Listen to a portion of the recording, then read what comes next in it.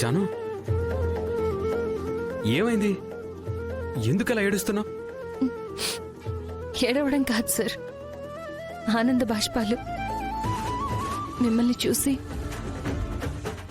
నా గుండె గర్వంతో ఉప్పొంగింది అనడానికి, చెప్పడానికి ఆనవాళ్లు. నన్ను చూసి గర్వపడ్డానికి నేనేం చేశాను? నా కోసం మీరు ఎన్నో చేస్తున్నారు సార్, కానీ నేనే మిమ్మల్ని చాలా కష్టపెడుతున్నాను. నువ్వు నన్ను కష్టపెట్టడమా? ఇంపాసిబుల్. నీకోసం ఏదైనా చేసే అవకాశం రావడమే నా అదృష్టం జాను. ఇందులో కష్టాన్ని కాదు, నా ఇష్టాన్ని చూడు.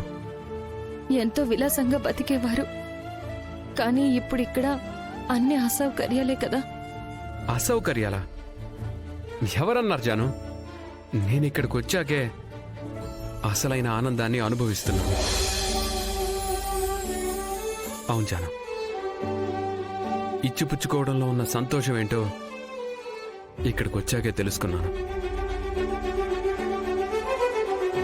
ఈ ఇంట్లో అడుగు పెట్టాకే బంధాల విలువేంటో తెలిసింది. బంధుత్వంలో ఉన్న గొప్పతనం ఏంటో అర్థమైంది.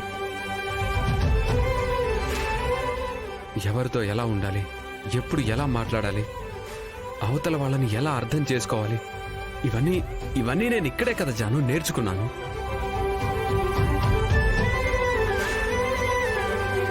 అమ్మా నాన్నల దగ్గర నేర్చుకోవాల్సింది, కానీ నాకు అవకాశం లేదు కాబట్టి అత్తయ్య మామయ్యని చూసి నేర్చుకుంటున్నాను.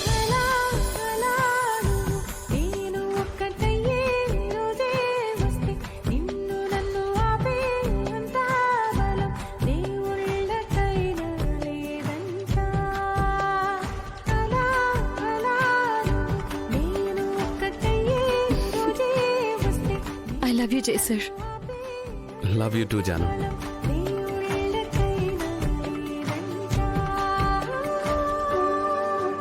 జాను, నీ కళ్ళు ఎప్పుడు ఆనందంతో చిచ్చుబుడ్డిలా వెలిగిపోతూ ఉండాలి, కానీ ఇలా కన్నీళ్లతో తడిచిపోకూడదు, సరేనా?